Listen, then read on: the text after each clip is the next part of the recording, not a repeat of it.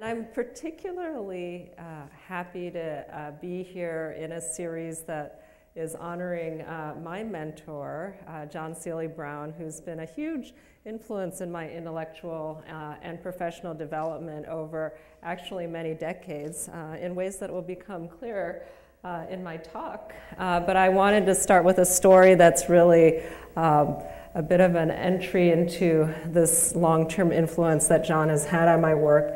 When I was a graduate student at Stanford, I would hang out at Xerox PARC during the reign of JSB, and I was working with a group who was doing research and development around those text-based online worlds that were big in the early 90s, MUDs, MOOs. Sounds a lot like MOOCs, but they're not MOOCs. But they were the equivalent of their time in a lot of ways. And I remember talking to one of my teammates, and I was, I've always been interested in kids and gaming and play, and I was like, isn't it going to be cool when games get really networked on the internet? And then he looks at me, not critically, but just puzzled, and says, wait, isn't the internet for work? And then I keep remembering that, not because I thought my colleague was short-sighted or critical, but because it was a reminder of the ways in which we all inhabit our own particular social and cultural milieu, where we have our own investments, our own identities, and the same technology affordances can look like a very different opportunity space, depending on who you hang out with, where your investments are, and what you see as the potential of the technology. Now, as I said, I've had the great privilege of coming of age intellectually and as a researcher within the context of institutions that JSB has built. This has included Xerox PARC and a particular orientation to social and technical research that was developed during a period that I was able to spend there. It includes the Institute for Research on Learning, where I did my dissertation work. It also includes the MacArthur Foundation's Digital Media and Learning Initiative, which JSB was instrumental in kicking off as a board member and continues to advise. I keep coming back to the book that JSB and Paul Duguid published in 2000, which really captured an insight that maybe a lot of us in this room take for granted now, because many of us work at the intersection of society and technology. But really this idea about the inseparability of society and technology, and the fact that the human dimension and the context, institutions, structures, forms of differentiation that are pre-existing in our society and culture shape technology in particular ways, and that it's really important to attend to those ways in which technology and society are deeply intertwined. This is the insight that continues to animate a lot of good research, a lot of new interdisciplinary fields like you have represented here, whether it's information science or human-computer interaction or science and technology studies. But I think what's important about John's work is not only the thought leadership, the crisp conceptual definition of the work, but also the fact that it's not just about the ideas, but about how you try to put those ideas in practice. So John is not only a thinker, but a technology maker, not only an interdisciplinary intellectual, but somebody who builds practices and institutions and who crosses boundaries. I know John jokingly calls himself a bumblebee or chief of confusion, but one of the things that I have aspired to, not necessarily as successfully as John, is to be able to not only talk about the intermingling of these diverse spheres, but to actually cross them, bring them together, to try to build institutions that embody that hybridity within the practice. And I think that's actually something that's happening extraordinarily well here. So I would like to take the opportunity of today's talk to talk a little bit about my own experiences and struggles in following in the footsteps of JSB in some small way, and actually the enormous challenge we face in putting this very crisp, conceptual framework into practice. So we can say, oh, look, society and technology are mutually constitutive, our institutions shape the form technologies take, but what do you do to build on those insights and to start moving the conversation forward in ways that are really building off the values, progressive values that we might care to instantiate and the positive social values that we hope technology will embody for us. So I'd like to do this first by framing a little bit of what I see as the problem space, some of the broader public debates around technology, education, and learning, where I situate most of my work. Talk a little bit about the research and research findings and how that plays into those conversations, and then end by talking about the work that we've been doing as part of the MacArthur DML initiative in trying to bridge research and practice in order to do this work of building new kinds of social and institutional formations.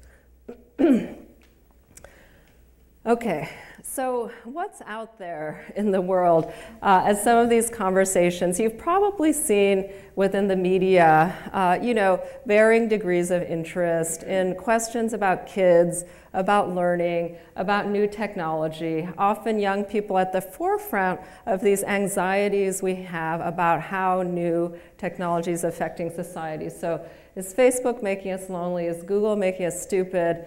Now, there may be more proponents than detractors in this room. I'm not sure. I'm just making assumptions. But of course, the same happens in the other side of the ledger. So not only is technology making us dumber, distracted, and lonely, it's also making us smarter, more democratic, more entrepreneurial, and a lot of good things, too. And this is a very familiar dynamic of polarization in the debates when a new technology is introduced.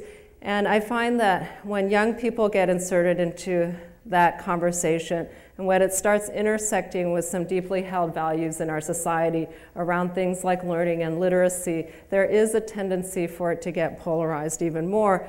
And so this is certainly not new to social media, not new to digital culture, but is something that has accompanied the introduction of every new technology that young people have adopted in large numbers, whether it's the television, the PC, the multimedia CD-ROM.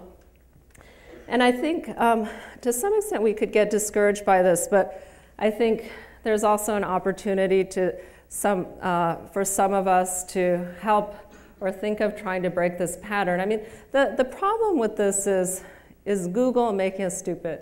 Is Facebook making us lonely? We're ascribing agency to technology, which gives us an opening to abdicate our own responsibility for shaping the uses of these technologies. So rhetorically, not only does it not leave an opening for intervention other than do you use it or not use it, right? Is it good or bad? Does it have a place in the classroom or does it not? But it also ignores the tremendous diversity of ways in which people take up technology and the fact that technology has uneven effects depending on the social location, the stratification, the institutional context. It's like Bill Gibson famously said, the future is here, it's just unevenly distributed. And a lot of these arguments ignore the diversity of experience because of the assumption underlying the discourse that technology has uniform effects. So, as JSB often says, the important thing is to ask the right questions. And the right question is not, is technology good or bad or learning, good or bad for learning, but really the question that I would like to ask is under what conditions, in what cultural contexts, what institutional configurations, when does technology have positive outcomes, negative outcomes, and specifically for whom? So the question then is what happens when new technology intersects with stratification, inequity, and the institutions, like our educational system, unfortunately, that produces inequity. Now, for all of you who work in education, these kinds of numbers are not anything new. So high school dropout rates in this country have hovered at about 30% for a while for Black, Latino, and Native American youth. that number is about 50%. Now, of course, there's tons of indicators of educational stratification, so it's not that I intend to privilege this one in particular, but I think that when we talk about new technology without beginning first with stratification, when we're dealing with something like an entrenched institution like education, then it becomes very difficult to get concrete and specific about the right kinds of designs and interventions. And otherwise, the technology just becomes another technique that gets mobilized more effectively by privileged kids. So part of what I think is important in framing the conversation, the questions, is to look at educational privilege in terms of, in some ways, the existing institutions that stratify and sort and divide kids, but also to start considering how the technology may start changing those dynamics of privilege and access in new ways. So my feeling is that more and more we're entering an era, and this is something John talks and Doug talk about in their New Culture of Learning book, is we're entering an era when the kind of learning that really starts to matter is not just the getting good grades, going to a good school. Like, college completion matters more than ever in traditional outcomes, but there's also this need for a more entrepreneurial, self-directed learner who really understands how to make use of the informal learning opportunities, the demand-driven ecosystem of information. And that's what we're really finding in highly successful, what is sometimes called creative class kind of youth and careers, that there's this new learning dynamic that's emerging that isn't just about the formal achievement, but is about what I suspect many of us in this room do when we want to learn something new, which isn't necessarily to go take a class, but to go online, to connect to other people who have expertise, to understand an ecosystem and a flow of information and expertise in social relationships that enables us to learn something new that's demand-driven rather than the banking model of education that Freire has critiqued so effectively. So I want to take a quick body poll,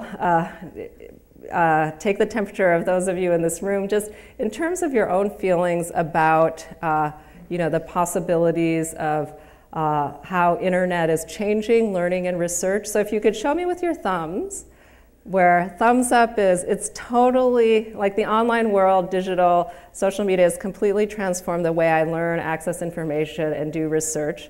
Where thumbs down is like, it's actually made things worse. I'm distracted, I can't find anything, I'm overwhelmed with information. It's really just a negative effect on my learning and research, where sideways is some good and some bad. Definitely good things about it, but I really miss, going to paper books and, other forms of learning and reflection that I think are more valuable. So where would you put yourself? Oh, that's interesting. Yeah, so generally positive, but a lot of sideways. So that's interesting. Not so many thumbs down. So I think what we have in this room is the new learning elite, right? So I think it's important to start thinking about educational and learning privilege as a hybrid that includes those traditional markers of privilege, but also is about the kind of what John has called the entrepreneurial learning that is happening in these highly tech-leveraged ways. The problem here, though, is that kind of learning, that informal, demand-driven learning, is not something that our public institutions of education are performing an equalizing function for. And this is where the equity thing starts becoming really, really important. So most of you have probably been aware of things like dropout rates. This is the kind of number that gets less play in the public discourse about learning and education because people tend not to look at the informal and out-of-school space.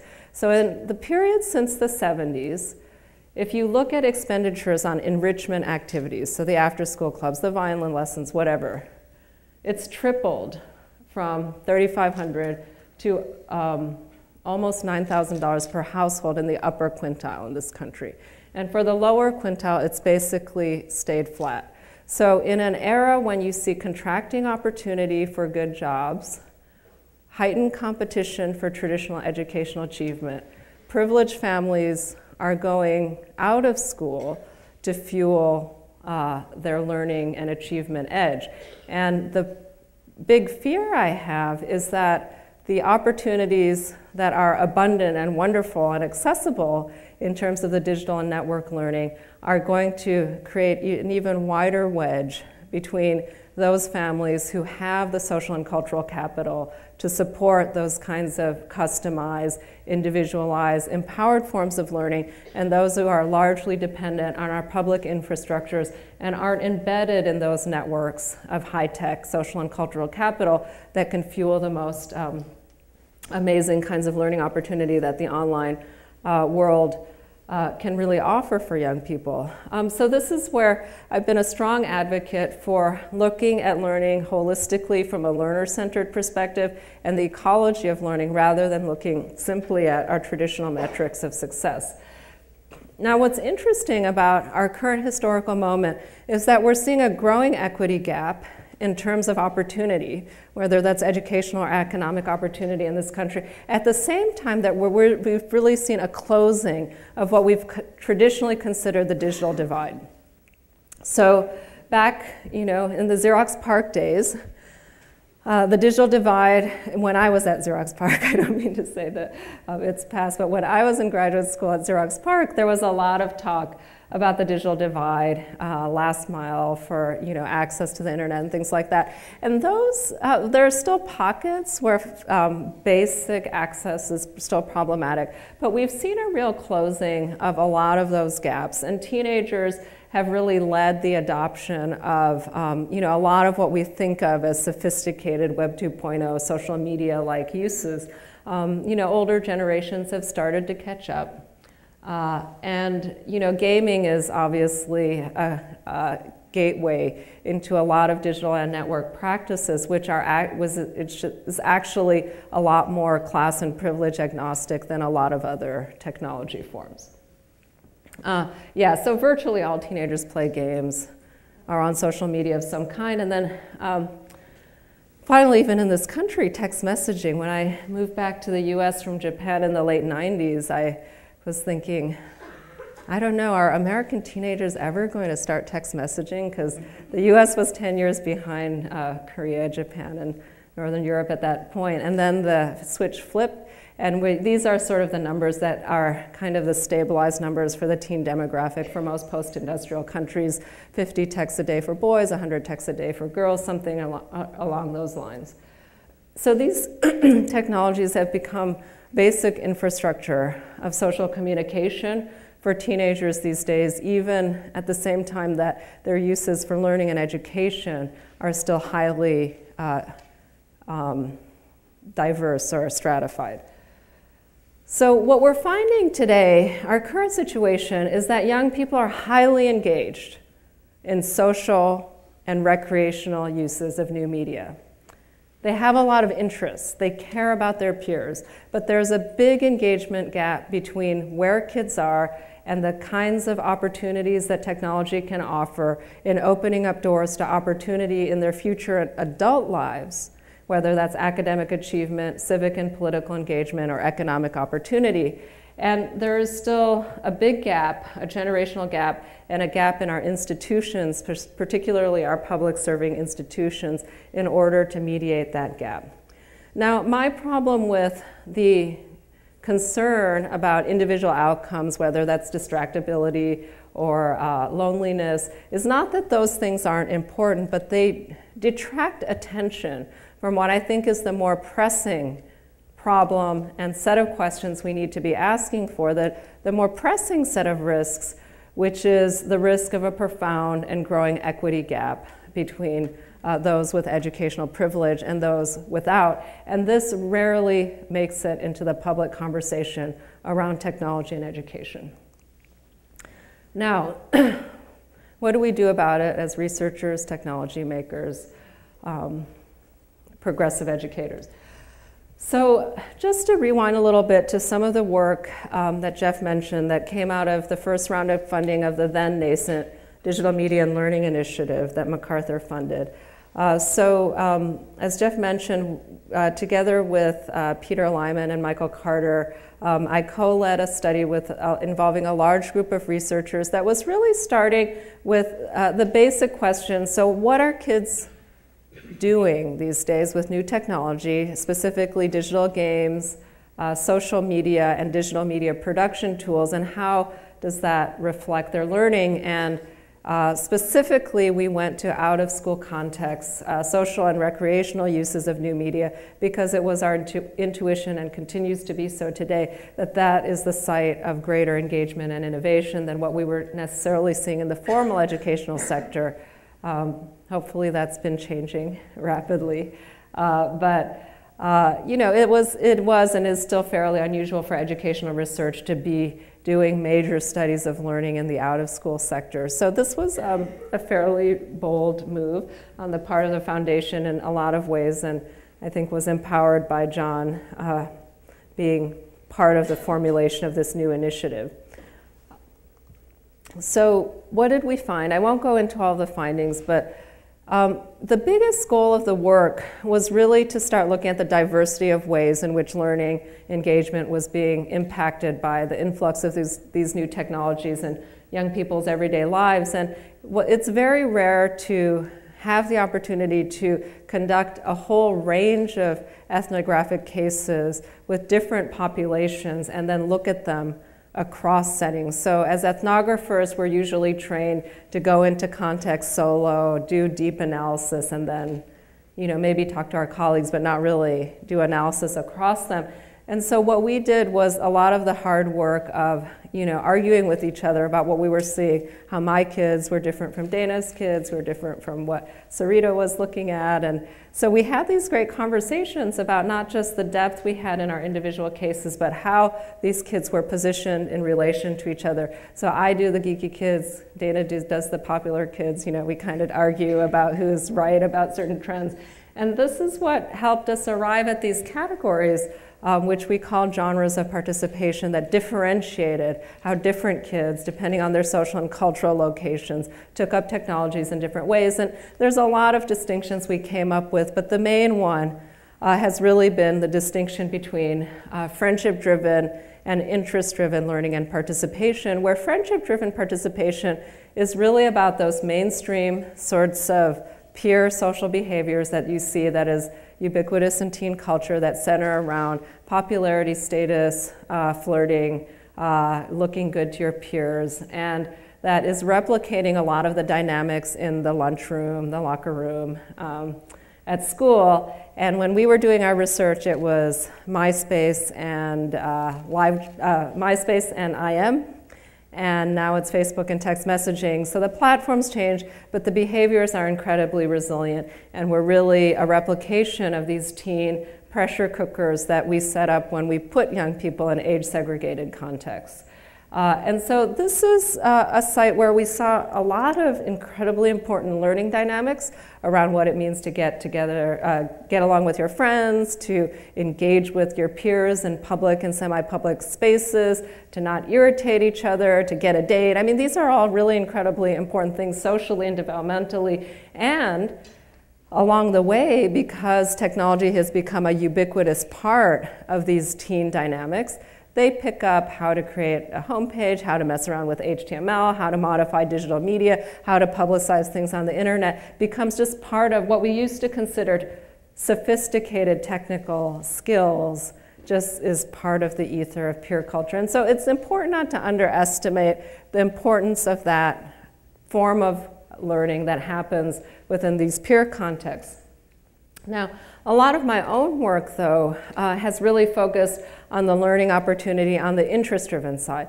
So these are the behaviors that are really centered around young people pursuing an intellectual or creative or athletic interest that they have that is fairly specialized, that isn't about popularity status and those kinds of things, but is about getting really good at something, geeking out with your friends. Often, not always, these are the kids who are at the margins of teen social status, so they're the freaks, geeks, dorks, creative kids. You know, I'm sure some of us in this room have had these identity formations ourselves growing up. But often what happens is the local peer group who you get thrown into just by virtue of proximity and age isn't necessarily the peer group who you would intentionally choose based on identity and interest. And this is why specialized identities and interests often become marginalized unless you go to a school that's specialized or that's defined as more of an intentional learning community rather than a given community. And there's obviously schools with different dynamics, but overall, the peer dynamics in a school tend not to be highly supportive of expertise-driven identities unless you happen to be really into football or cheerleading or something that has really high status in your peer culture or school. Now, these distinctions play on in online platforms. So when we were doing our research, it was MySpace for friendship, it was LiveJournal for interest. Today, it is Facebook for friendship and Tumblr for interest. Now, of course, interests-based platforms are highly diverse. They're specialized to the interests, but you know, again, it's like the underlying social dynamics, cultural distinctions, incredibly resilient, even as the technology, the platforms that are popular change pretty rapidly. You know, and what's interesting about the online world and where we see the opportunity for interest-driven learning is that the online world changes the opportunity space in the interest-driven world in really fundamental ways, in ways that it doesn't change the friendship world quite so profoundly. So we saw this in early online communities that dealt with specialized identities, whether it was LGBT youth or it was youth with specialized interests, geeky youth, that the internet became a lifeline to connecting with youth, interests and identities that you may not have had a critical mass within your local community. Now, this dynamic is scaling massively so that we have the opportunity suddenly to be able to connect with people regardless of whether we have those relationships available to us locally. And this is where the online world has the potential to make a tremendous difference to young people. And often in our work, we did find cases of kids who, you know, were managing all those peer dynamics within their local environment, but were also on World of Warcraft and was guild leaders on World of Warcraft, though none of their peers at school knew about it, were quiet, you know, football player who was secretly playing Sims on the side, and a lot of things were going on so that young people could start segmenting and being selective about their identity formations. So just to make it a little bit more concrete, I wanted to share a story about one young man I interviewed as part of our digital youth study. He was part of my anime fan case study, but he was a web comics creator, and he discovered webcomics in the summer after his freshman year in college. He was at a rural, small college. All of his friends had gone away. He got online. He discovered a webcomic that he loved and just read everything he could. He was like, okay, I'm going to do this. So he checked out web making for dummies, went on, took a lot of online tutorials and started making web pages and web comics. So the open ecosystem of the internet that has a lot of help forums, a lot of technical knowledge, was his entry point in being able to mess around with a new interest, a new technology, and gain exposure. Now, the thing that really fueled his learning into expertise, though, was the fact that he started connecting with other webcomics creators on the internet, really finding a community online that supported his interests, his identity development. Eventually, he started hosting webcomics and creating a site that aggregated webcomics for other artists.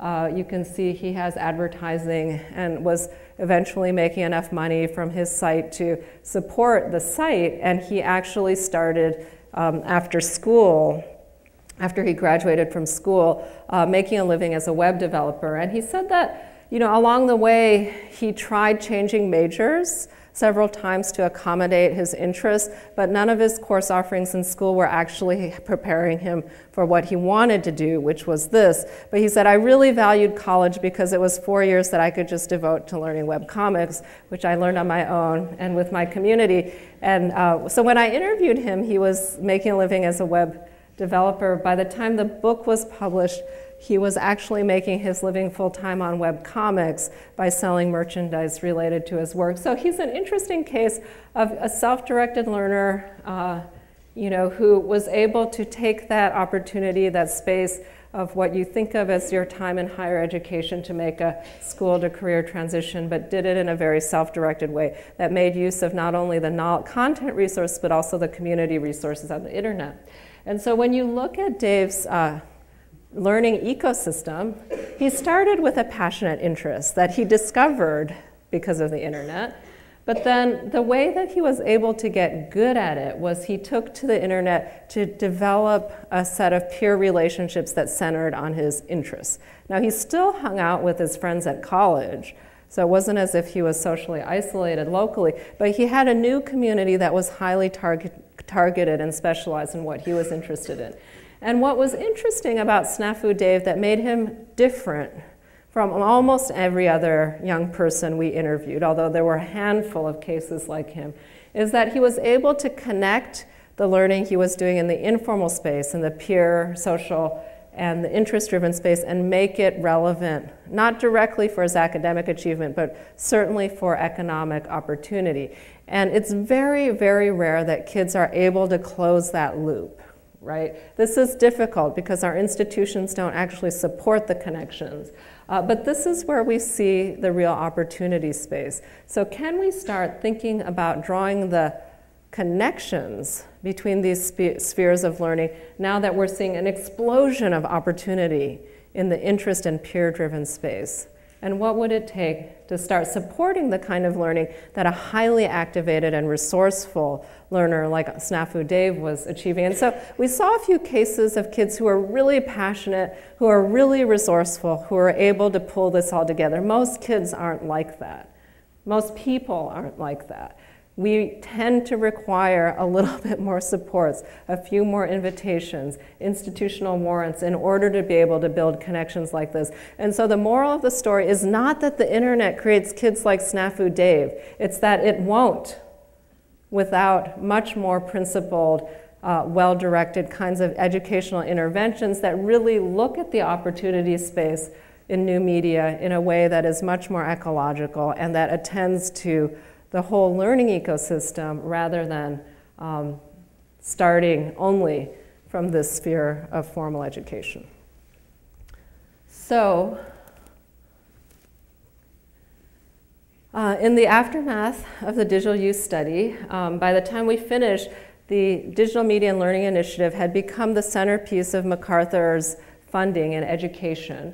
And we've had the great benefit of having a really interesting coalition of researchers and practitioners that we've been working in to build on some of the exploratory findings that came out of our work, the work of Henry Jenkins in looking at new media literacies as some of the first kinds of efforts out of the gate. We're involved in sort of in the middle of a new round of empirical work that's looking not just at what young people are doing today already and they're out in the wilds of the internet, but saying how do you take that learning and engagement and make it consequential for civic and political engagement, which is the goal of the Youth and Participatory Politics Research Network, and for academic outcomes, which is the focus of the Connected Learning Research Network that I lead.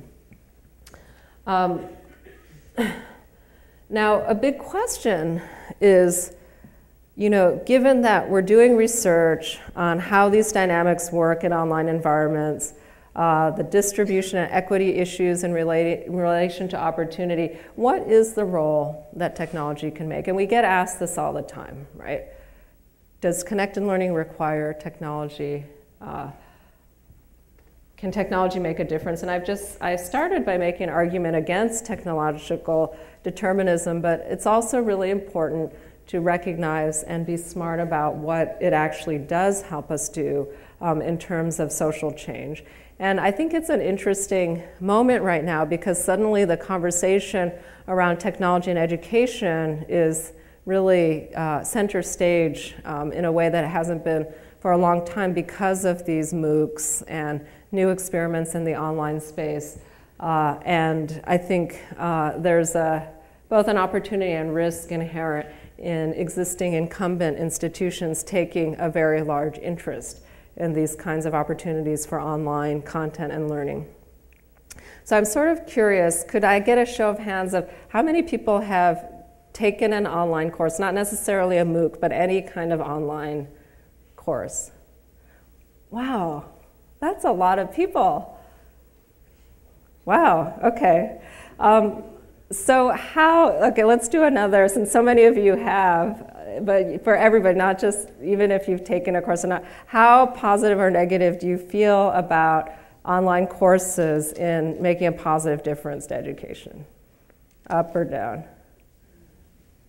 Oh, interesting. Okay, the room is really divided on this one. Huh.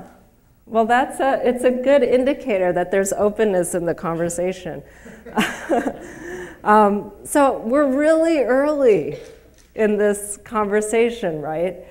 So this is the community who needs to be engaged in it. So, and there's a lot of attention. So, it's one of the problems and opportunities we've been handed. Now, the MOOC thing isn't new, right? There's been online lessons and lectures for quite a while on the internet. It's just the big difference is that it's Stanford and University of Michigan. There's a big difference when the institutional actors get into this. Now, I think what's interesting for me as somebody who's been sort of agitating at the margins of this kind of stuff for a while is not only just how the conversation changes when the big boys enter the room, but also the focus on content delivery, right?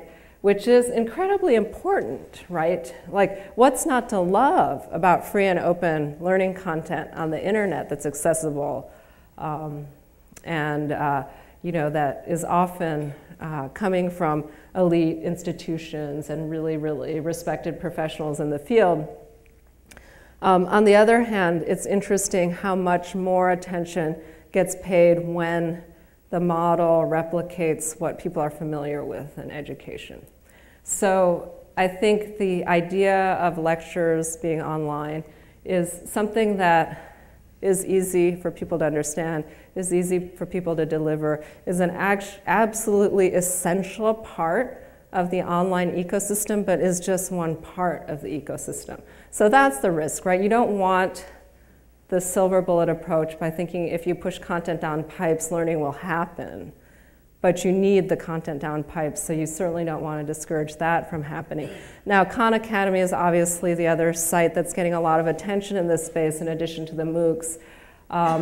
Again, what's not to love about free content and this guy who's really motivated by a spirit of public service, which has been really, really impressive. I think since Khan Academy launched, the tech sector has really jumped on it as a solution to the problems in education. I think educators haven't been quite as enthusiastic, especially math teachers. And they have rightly pointed out in a way that Khan himself has been very open to critique about, that it's not just content expertise, but it's actually pedagogical expertise that matters as well. And so a couple math teachers did a Mystery Science Theater type video critique of one of Khan's lessons. That got taken up quite a lot. He actually changed his lessons based on the critique, but then a group of ed bloggers sponsored a video contest, a teacher video contest to do critiques of Khan's videos. And sort of the takeaway of one of the ed bloggers, Justin Reich, was that we were promised jetpacks and we got lectures, which is a really good reminder of how early we are in the innovation cycle on this, and is certainly not meant to be a discouragement. But I think it's just a reminder that we have a lot of pieces to put together, and that just putting content out there is a starting point, but not the ultimate answer necessarily.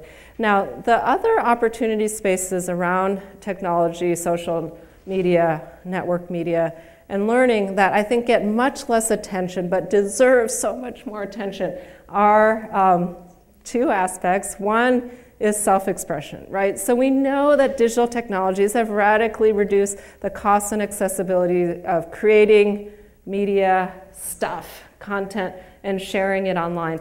This is a learning space, right? So it's not just a sharey space, it's a learning space.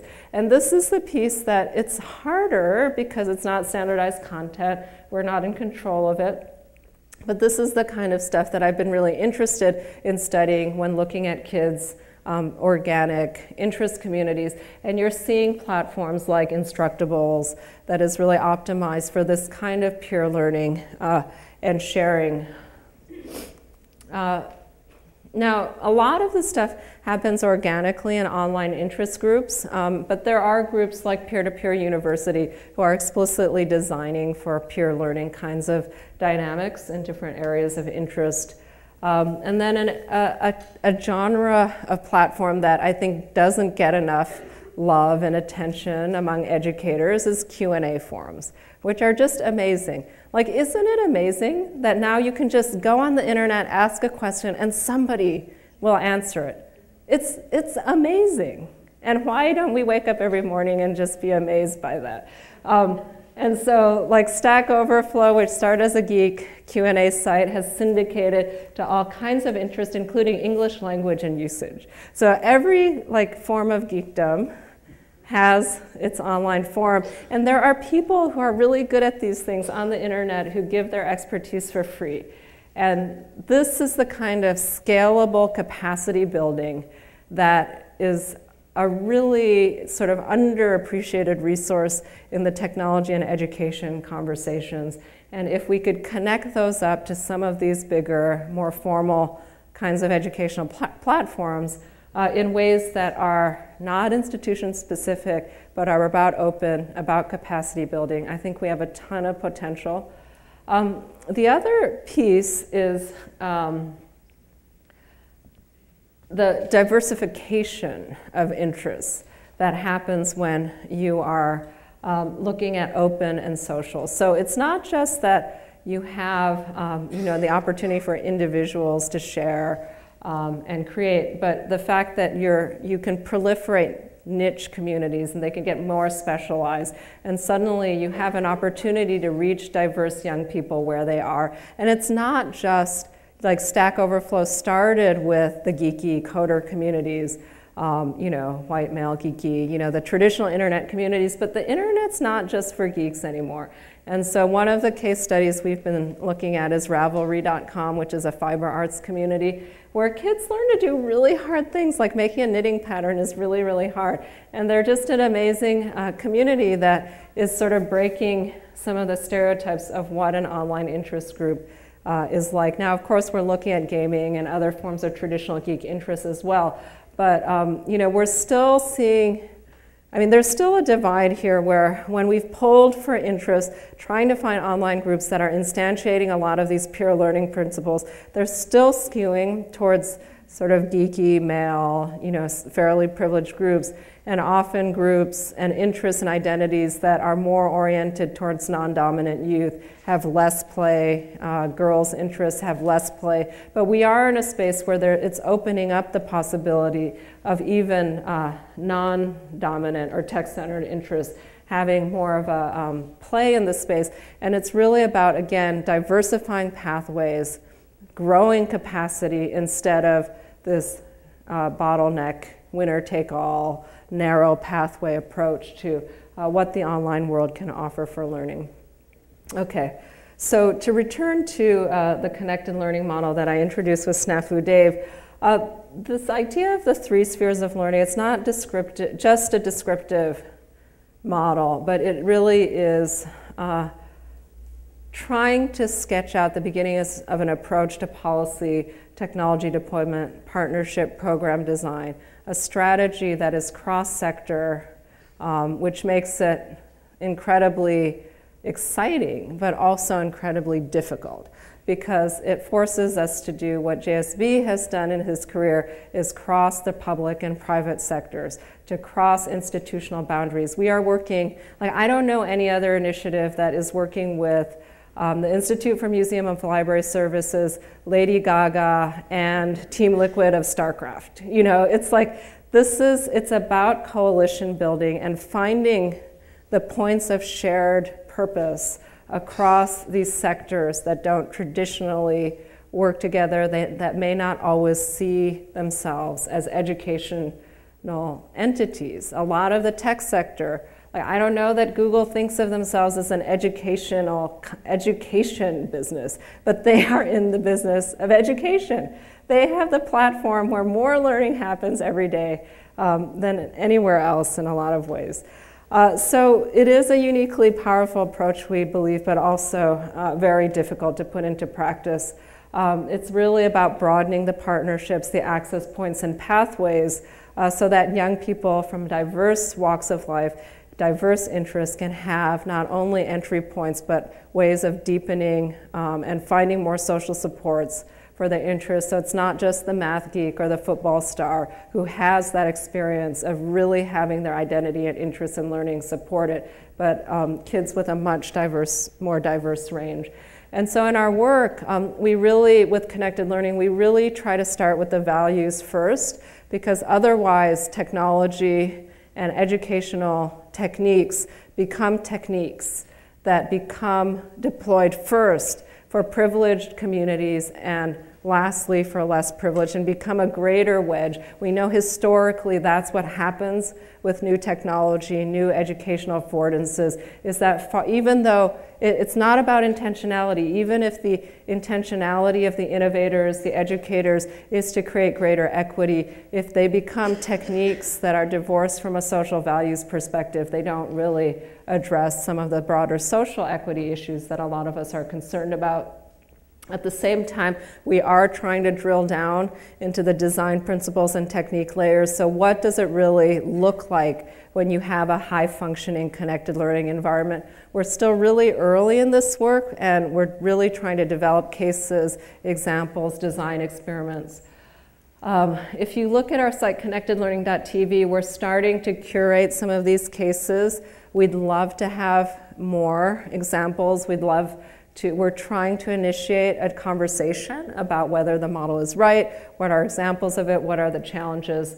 One of the first sort of flagship examples we have is the UMedia site, where in the main downtown library in Chicago, the library gave the MacArthur Foundation and Pearson an opportunity to rebuild 5,500 square feet in the first floor for a teen-centered new media center, and they built it around a lot of our findings from the digital use study, where they built a social space that young people were allowed to hang out, bring food, play rock band, but they were also able to connect with mentors in areas of expertise, take workshops, and really pursue geeked out interests.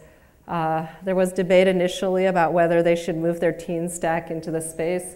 They did. The librarians were thrilled that the circulation of the teen collection went up tenfold after the center opened. So this has been really fun. You walk into the space and you get the model right away. Katie Salen's Quest to Learn schools, there's 2 open right now, middle schools, one in New York, one in Chicago. Middle schools based on a game-based pedagogy where all of the curriculum and state standards were organized around these quests, where things like fractions and writing are learned in a need-to-know basis, while kids try to go through a fantasy narrative of like getting troggles off the island. By the way, you have to understand buoyancy and fractions and things like that. So games, not in literally electronic games, but a game-based pedagogy, meeting kids where they are, trying to start there and connect to academic subjects. And then a little experiment that I'm involved in more on the technology side. So like there's this feeling I have that for every learner, there is a teacher and an expert that can help them. And the internet should be able to help with that problem. So we're trying to do an experiment of matching coaches, teachers, mentors in area of interest with kids. and see if those sorts of relationships could really help fuel kids' learning and expertise development. And it's amazing. There's obvious reasons why this is a thorny area.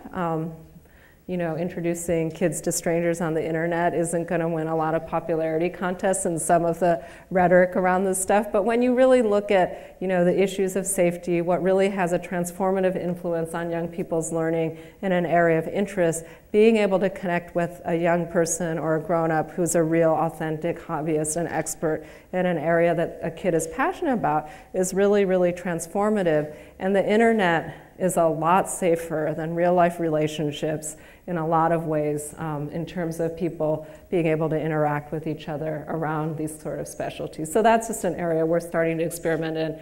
I know a lot of you are aware of our work with the Mozilla Foundation and their open badging infrastructure.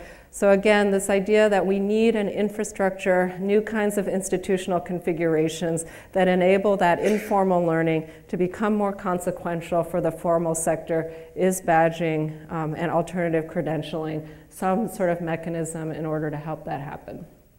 Okay, so those are just some examples of the efforts we're making in trying to really take that recognition that it's not just the technology, but it's the specific social context and infrastructures and institutional innovations that are necessary for technology to have a positive transformative effect in education. Here's just some of the sites where we're trying to build community, to share some of our learning on the research side.